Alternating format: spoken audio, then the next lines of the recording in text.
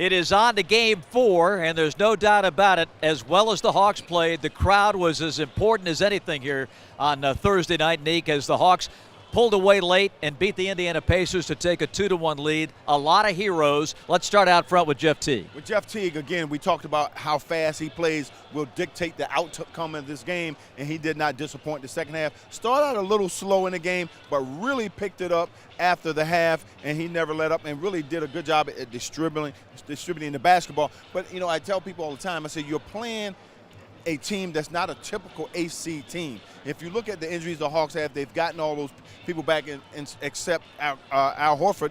But this is a good team as far as really spreading your defense. They playing against the Indiana team that they've beat this year. They feel comfortable against this team. They feel confident, and they feel they can beat them in 7 games.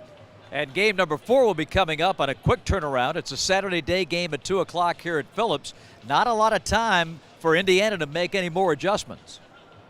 The biggest adjustment they have to make is get Scola on the floor quicker. They got to get C.J. Watson on the floor quicker because they're not getting anything out of Roy Hibbert and George Hill. So you're going to have to implement those 2 guys if you're going to have a chance to beat the Hawks. But the Hawks, I'm telling you, they have played with an energy in the 2 games that they've won. The third quarters have turned the game around, and they have dominated Indiana. They really have. They really have. And again, it starts with Jeff Teague. You know, if you look at the way Paul Millsap played, he had a quiet 14 and 14 tonight. 2 guys that really carried the Hawks, Paul Millsap and Jeff Teague. But it was Jeff Teague who really got the party started for them.